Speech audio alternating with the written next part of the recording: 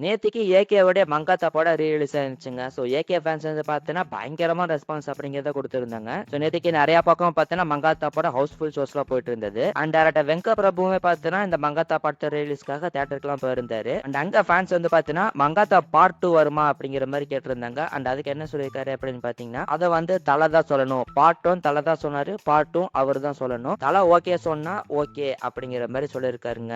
So தல சொன்னா கண்டிப்பா மங்காத்தா பார்ட் 2 பண்ணுவேன் அப்படிங்கிற மாரி சொல்லியிருக்காரு. ஸோ இத பத்தி உங்களோட ஒப்பீனியன் என்ன அப்படிங்கிறத கமெண்ட்ல சொல்லுங்க. அண்ட் அதே மாரி வெங்கட் பிரபு பார்த்தீங்கன்னா, அடுத்ததா எஸ்கே கூட தான படம் பண்ண போறாரு. அண்ட் அதுல அந்த டேக்லைன் வந்து எப்படி இருக்கும் அப்படிங்கிற மாரி ஒரு கேள்வி ஒண்ணு கேட்கப்பட்டதுங்க. அதாவது உங்களுக்கே தெரியும் வெங்கட் பிரபுவோட எல்லா படத்துக்குமே என் வெங்கட் பிரபு ஹீரோ, என் வெங்கட் பிரபு வில்லன், என் வெங்கட் பிரபு கேம் இந்த மாரி தானே வரும். ஸோ அந்த மாரி இந்த எஸ்கே படத்துக்கு என்ன மாரி டேக்லைன் வரும் அப்படின்னு கேட்டதுக்கு, அதுக்கு வெங்கட் பிரபு பார்த்தீங்கன்னா, நாங்க வந்து அத ஃபைனலைஸ் பண்ணிட்டோம். இந்த படத்துடைய அனௌன்ஸ்மென்ட் வந்த உடனே அத நாங்க சொல்லிடுறோம் அப்படிங்கிற மாரி சொல்லியிருக்காருங்க. அண்ட் அடுத்து டைரக்டர் ஆதிக் ராஜச்சந்திரன் அவருமே பார்த்தீங்கன்னா, இந்த மங்காத்தா படத்த ரிலீஸ்க்காக தியேட்டர்லாம் போயிருந்தாரு. ஸோ அவர் வந்து பார்த்தீங்கன்னா, இந்த படத்தை செலிப்ரேட் பண்ற மாரி ஒரு வீடியோ எல்லாம் கூட சோசியல் மீடியால ரிலீஸ் ஆயிருந்துச்சு. உங்களுக்கே தெரியும் ஆதிக் வந்து பார்த்தீங்கன்னா, ஏகே உடைய பயங்கரமான ஃபேன் பாய். ஸோ அதனால நேத்துக்கு வந்து பார்த்தீங்கன்னா, மங்காத்தா படத்த ரிலீஸ பயங்கரமா செலிப்ரேட் பண்ணியிருக்காரு. அண்ட் அவர்கிட்ட பார்த்தீங்கன்னா, AK 64 ப்ராஜெக்ட பத்தி ஒரு அப்டேட் ஒண்ணு கேட்கப்பட்டது. அண்ட் அதுக்கு என்ன சொல்லியிருக்காரு அப்படின்னு பார்த்தீங்கன்னா, ஆரம்பத்துல சொன்ன அதே மாதிரி பிப்ரவரி மந்த்ல இருந்து படத்தோட ஷூட்டிங் வந்து ஸ்டார்ட் பண்ணிடுவோம். அண்ட் அதே மாதிரி படத்துல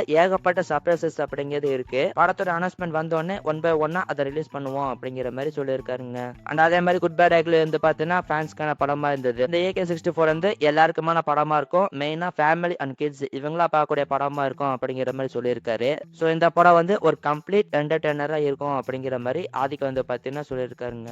ஸோ இப்போதைக்கு ஆதிக் ராஜச்சந்திரன் பார்த்தீங்கன்னா பிப்ரவரி மந்த்ல இருந்து படத்தோட ஷூட்டிங் ஸ்டார்ட் ஆயிரும் அப்படிங்கிற மாதிரி சொல்லியிருக்காரு. ஸோ இப்போ வரைக்கும் இந்த படத்தோட ப்ரொடியூசர் கிடைச்சாங்களா என்ன ஏது அப்படிங்கிறது கிளியரா தெரியல. ஸோ இதுக்கான அஃபிஷியல் அனௌன்ஸ்மெண்ட் இது வருது அப்படிங்கிறத நம்ம வெயிட் பண்ணி பார்ப்போம். ஆக்டர் பிரதீப் ரங்கநாதன் எடுத்துக்கிட்டோம் அப்படின்னா அடுத்ததா வந்து LIK படம் தான் அவருக்கு ரிலீஸ் ஆக போகுது. ஸோ இதுக்கு அடுத்து ஏஜஸ் என்டர்டைன்மெண்ட்ல அவர் ஒரு படம் டைரக்ட் பண்ணி நடிக்க போறாரு அப்படிங்கிறத சொல்லியிருந்தோம் இல்லையா. ஸோ இதுக்கு இடையில அவர் ஹீரோவா நடிக்கிற ஒரு ப்ராஜெக்ட் பத்தியுமே ஒரு அப்டேட் ஒன்று கிடைச்சிருக்கு. அந்த வகையில பாத்தீங்கன்னா சமுத்திரக்கனியோட ரைட்டர் அப்படிங்கிற படத்தை டைரக்ட் பண்ணியிருந்தாரு இல்லையா டைரக்டர் பிராங்க்லின் ஜேக்கப். அவர் வந்து பாத்தீங்கன்னா ரீசெண்டா பிரதீப் ரங்கநாதனை மீட் பண்ணி ஒரு கதை ஒன்று சொன்னாராமா. ஸோ அந்த கதை அவருக்கு பிடிச்சு போய் அவர் ஹீரோவா நடிக்கிற அடுத்த ப்ராஜெக்ட் வந்து பாத்தீங்கன்னா இவரு கூட தான் பண்ண போறாராமாங்க. ஸோ இந்த படத்தை யார் ப்ரொடியூஸ் பண்ண போறா என்ன ஏது அப்படிங்கிறது இப்போதைக்கு கிளியரா தெரியல. ஸோ பிரதீப் ரங்கநாதனுடைய அடுத்த படத்தை பிராங்க்லின் ஜேக்கப் அவரு தான் டைரக்ட் பண்ண போறாரு. ஸோ பிரதீப் வந்து பாத்தீங்கன்னா நிறைய யங் டேரக்டர்ஸ் கூட ஒர்க் பண்ணிட்டு இருக்காருங்க. ஸோ இப்ப கேள்வி என்னன்னா இந்த ப்ராஜெக்டை முடிச்சிட்டு தான் அவர் டைரக்ட் பண்ண போற ப்ராஜெக்டை ஸ்டார்ட் பண்ண போறாரா அல்லது ரெண்டுத்தையுமே பேரலா ஸ்டார்ட் பண்ணி ஒர்க் பண்ண போறாரா அப்படிங்கிறது தெரியல. ஸோ என்ன பண்ண போறாரு அப்படிங்கிறத வெயிட் பண்ணி பார்க்கலாம். அண்ட் இந்த Pradeep Ranganathan and Franklin Jacob இந்த காம்போ பத்தி உங்களோட ஒப்பீனியன் என்ன அப்படிங்கிறத கமெண்ட்ல சொல்லுங்க.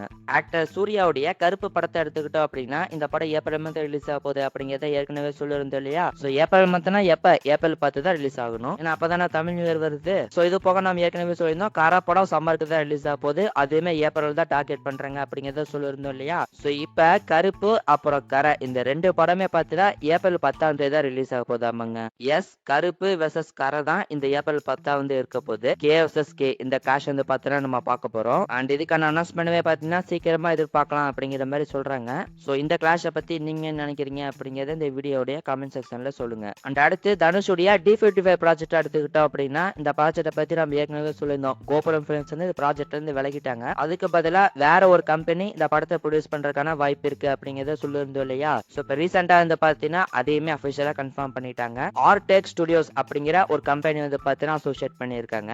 ஸோ இவங்க வந்து பாத்தீங்கன்னா மும்பை சேர்ந்த ஒரு கம்பெனி. ஆமா ஆர்டெக் ஸ்டுடியோஸ் வந்து பாத்தீங்கன்னா பணத்தை கொடுத்துருவாங்க. ஒண்டர் பார் வந்து பாத்தீங்கன்னா ஃபர்ஸ்ட் காப்பி பேசிஸ்ல இந்த படத்தை பண்ண போறாங்க அப்படிங்கிற மாதிரி சொல்லப்படுது. ஸோ தனுஷுடைய இந்த ஒண்டர் பார் கம்பெனி தான் பாத்தீங்கன்னா ஃபர்ஸ்ட் காப்பி பேசிஸ்ல இந்த படத்தை பண்ண போறாங்க. ஸோ இந்த D55 படத்துக்கான ப்ரே ப்ரொடக்ஷன் ஒர்க்வே பாத்தீங்கன்னா ஆல்மோஸ்ட் முடிஞ்சிருச்சு. ஸோ ஷூட்டிங் வந்து பாத்தீங்கன்னா அடுத்த மாசத்துல இருந்து ஸ்டார்ட் பண்ண போறாங்க அப்படிங்கிற மாதிரி சொல்றாங்க. பிப்ரவரி மந்த்ல இருந்து ஸ்டார்ட் ஆகிறதுக்கான வாய்ப்பு இருக்குன்னு நினைக்கிறேன். அண்ட் அதே மாதிரி இந்த ப்ராஜெக்ட் வந்து பாத்தீங்கன்னா ஒரு பெரிய ப்ராஜெக்டா இருக்க போதுங்க. நம்ம ஏற்கனவே சொல்லியிருந்தோம் 150 கோடி ரூபாய்க்கு மேல இந்த படத்தோட பட்ஜெட் இருக்க போகுது அப்படிங்கறத சொல்லியிருந்தோம் இல்லையா. ஸோ பெரிய ப்ராஜெக்டா தான் இது வரப்போகுது. இந்த ப்ராஜெக்ட பத்தி உங்களோட ஒப்பீனியன் என்ன அப்படிங்கறத கமெண்ட்ல சொல்லுங்க.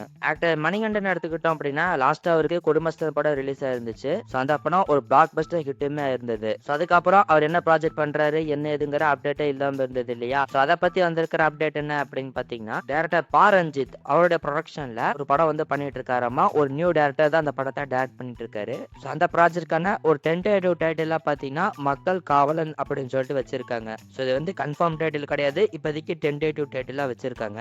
ஸோ இந்த படத்த பார்த்தீங்கன்னா, இந்த வருஷம் ஏப்ரல் மந்த் ரிலீஸ் பண்ணிடலாம் அப்படிங்கிற மாரி பிளான் பண்ணியிருக்காங்களாமாங்க. ஸோ இந்த வருஷம் ஏப்ரல் மந்த் எத்தன படங்கள் தான் ரிலீஸ் ஆக போகுதுன்னு தெரியல.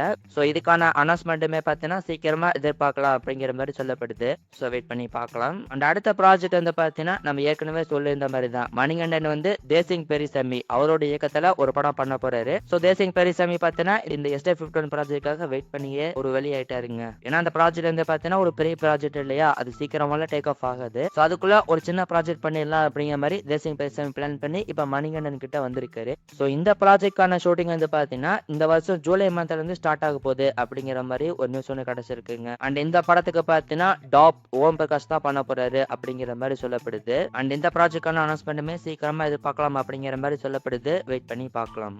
ஆக்ட்ரஸ் அனுபமா பரமேஸ்வரனுடைய லாக்டவுன் படத்தை எடுத்துக்கிட்டோம் அப்படின்னா, இந்த படம் ஏகப்பட்ட தடவை போஸ்ட்போன் ஆயிருக்கு. அது உங்களுக்கே தெரியும். ஸோ இப்ப ஃபைனலா வந்து பார்த்தீங்கன்னா, ஜனவரி 30 இந்த படம் ரிலீஸ் ஆக போகுது அப்படிங்கிற மாரி அஃபிஷியலா கன்ஃபார்ம் பண்ணியிருக்காங்க. ஸோ இந்த ஜனவரி 30வது படம் ரிலீஸ் ஆயிருமா அல்லது மறுபடியும் போஸ்ட்போன் ஆக போதா அப்படிங்கிறத வெயிட் பண்ணி தான் பார்க்கணும். ஸோ ஃபைனலி லாக்டவுன் படம் பார்த்தீங்கன்னா, ஜனவரி 30 ரிலீஸ் ஆக போகுது. படம் எப்படி இருக்க போகுது அப்படிங்கிறத வெயிட் பண்ணி பார்ப்போம்.